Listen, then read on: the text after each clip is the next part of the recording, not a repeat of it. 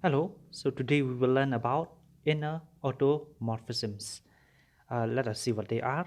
Because they are automorphisms, so naturally they will first have to be automorphisms. We will see. Let G be a group, G be an element of G, a function Tg from G to G defined as Tgx equal Gx G inverse is an automorphism. So an inner automorphism, it is just a special type of automorphism which is defined in this way that is given on the screen. Some of you may be confused because we are using this notation for a function tg. Why we are using this notation tg? It is because it depends on the element g. What I mean to say is you can easily replace this one by f from g to g defined as fx equal gx g inverse. There is no harm at all if we do it in this way, but just to show that this function in fact depends on our choice of g, so that is why we are using the notation tg. So tg is just a notation for a function. So any function that looks like this, tgx equal gx g inverse, it is an inner automorphism. What can we do with it, the inner automorphisms? We can do these. So because inner automorphisms, they are functions, one of the things that we can do with them is compose two inner automorphisms, just like we do with functions. So what does this one say? It says that composition of two inner automorphisms is an inner automorphism. So let tg1 and tg2 be automorphisms. Even though we haven't proved that it is an automorphism, okay, but we will prove this one anyway, okay, that if we compose two inner automorphism, it will be an inner automorphism. So let's see, tg1 tg2 be inner automorphism. We will have to show that tg1 to prove tg1 composed with tg2 is an inner automorphism. So tg1, because it is an inner automorphism, hence what do we have? We have, maybe I should write it in that way, we have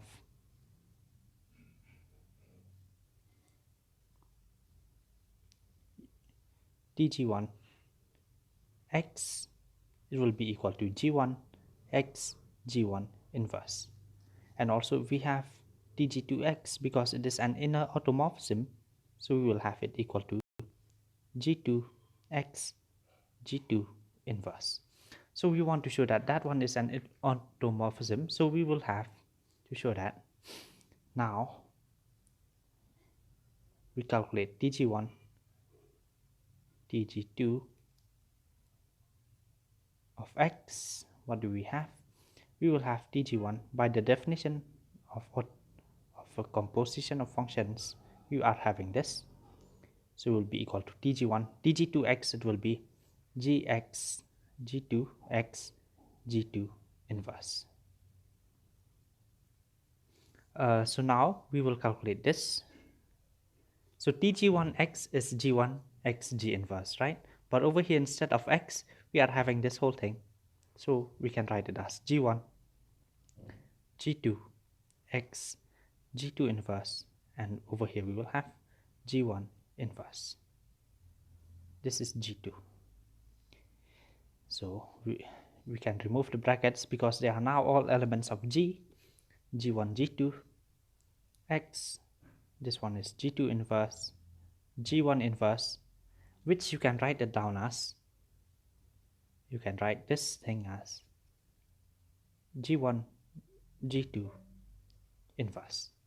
g1 g2 inverse, it will be g2 inverse g1 inverse. So what are we having? you see that this one, G1 is an element of G, G2 is also an element of G, so G1, G2 will also be an element of G. So this becomes TG1, G2, X. Just see, TG1X, it is G1X, G1 inverse. So if you have TG1, G2 over here, it will be G1, G2, X, G1, G2 inverse. So that is why it is an inner automorphism.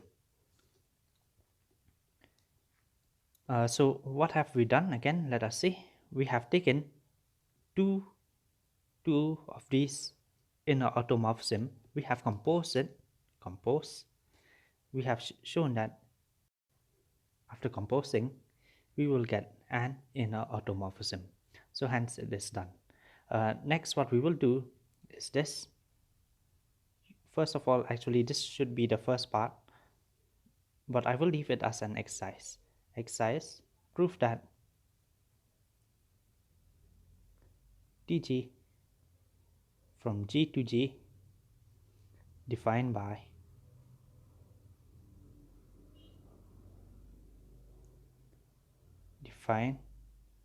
as Tgx equal G x G inverse, show that it is an automorphism. I will leave this one as an exercise, but in case you don't remember, if you have to show that it is an automorphism, first of all you have to show that it is a homomorphism, that it is 1 1, and that it is on 2. So 3 steps are involved in proving that a function is an automorphism. Okay. Next, what will we do? We have learned that if we collect all automorphisms, it will form a group. Okay, remember we have denoted it like this. This one, it is a collection of all automorphisms. Automorphism from G to G.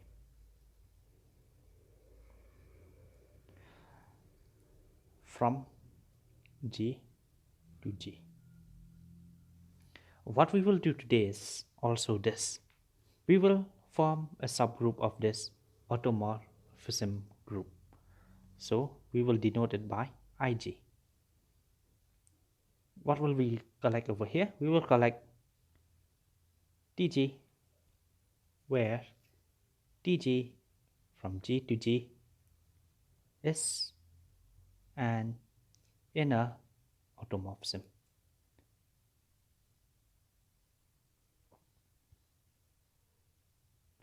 So this one, clearly it is an automorphism, but it is just a special kind. So you can clearly see that.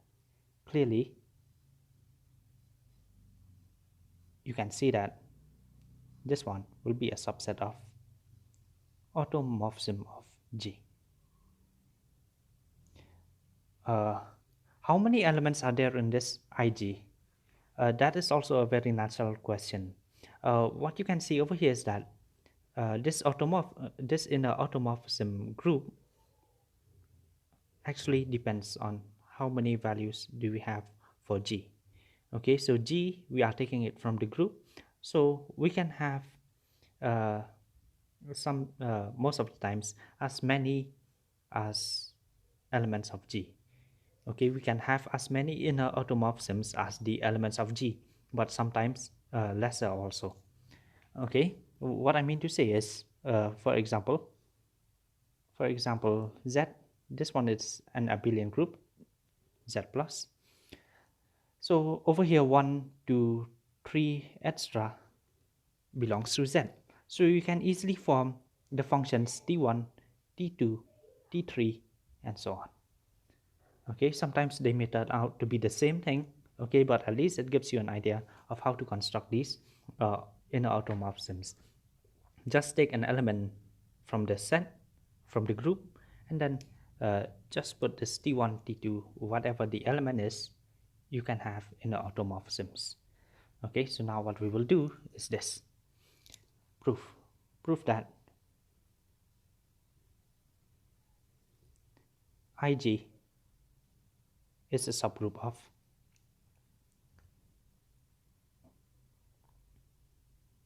the automorphism group.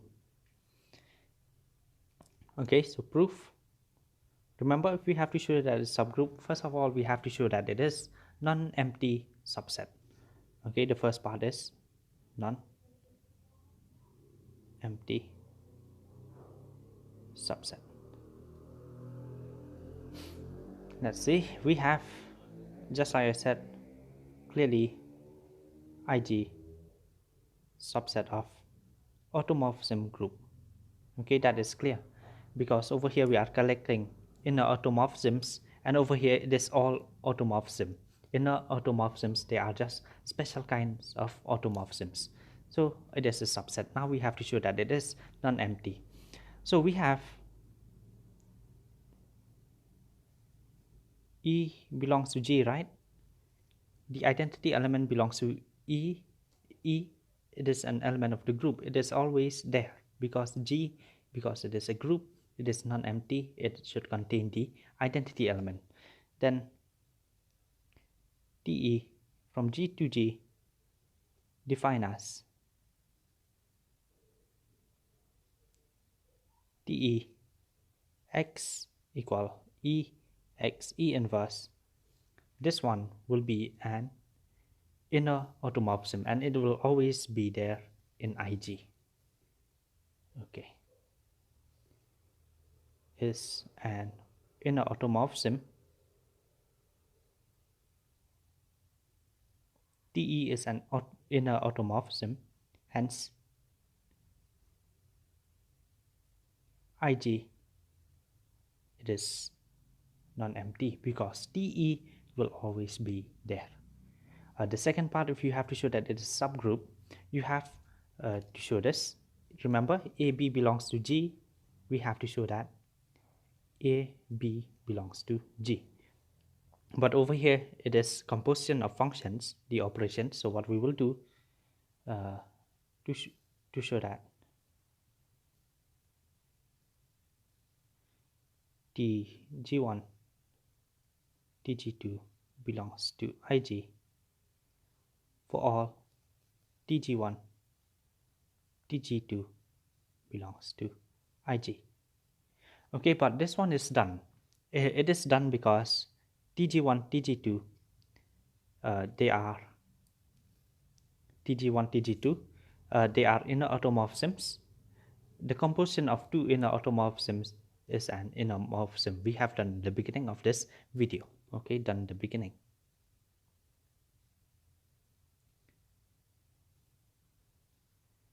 The third thing that you need to show is this.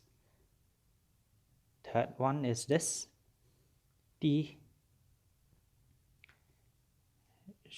proving that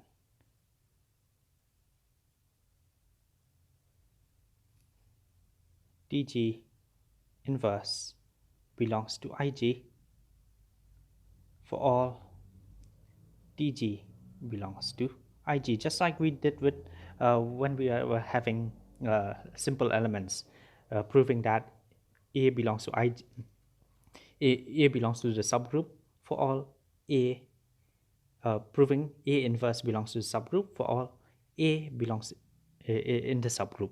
Okay, but over here instead of A, we are having the inner automorphisms TG. Okay, so let's see. We have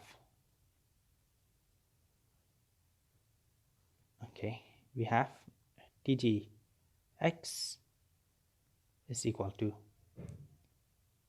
Gx G inverse.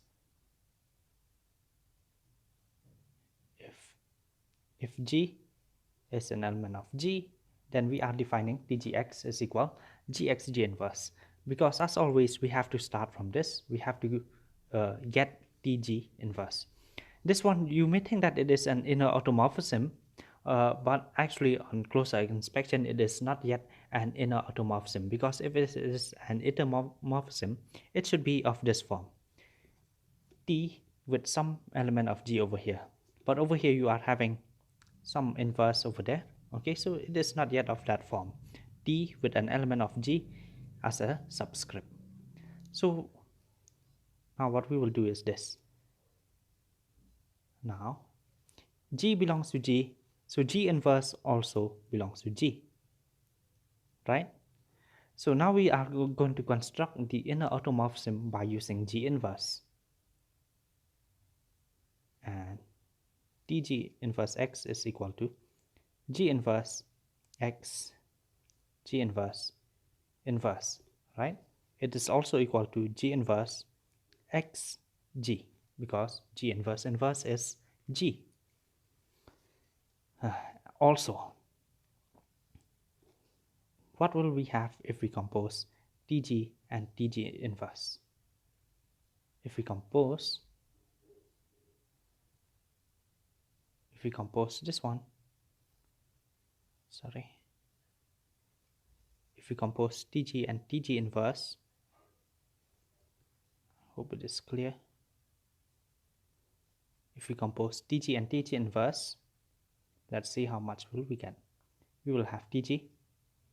By the definition of composition, we will have this line. The next stage will be this.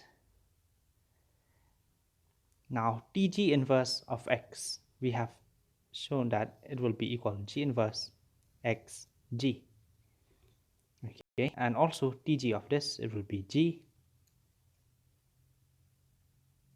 inverse xg, G inverse.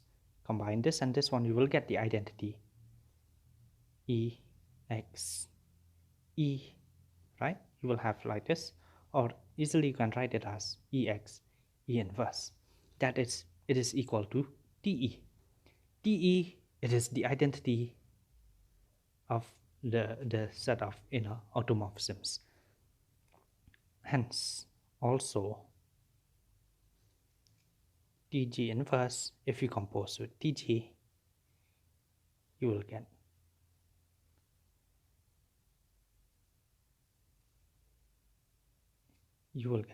it equal to Te. So what can we say from these two lines? What can we say from this?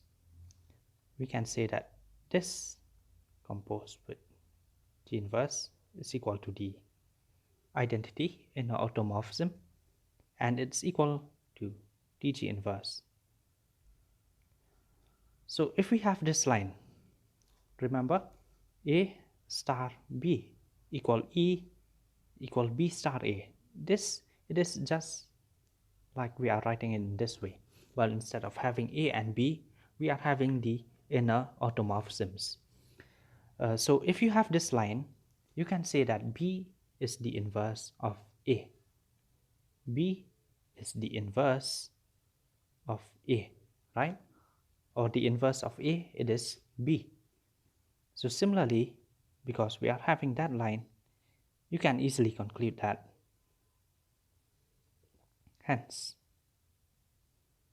Tg, the inverse of A, it is B. That is the inverse of an inner automorphism. It is also an inner automorphism, which belongs to Ig. So we have shown that it is a non-empty subset. We have shown that if you compose two inner automorphisms, it will become an inner automorphism. And also we have shown that the inverse of an inner automorphism is also an inner automorphism. Hence, it is a subgroup. Hence, Ig will be a subgroup of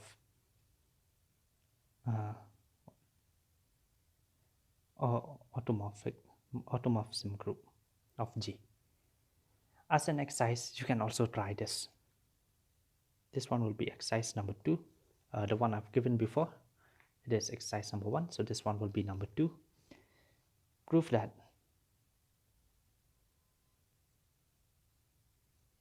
for any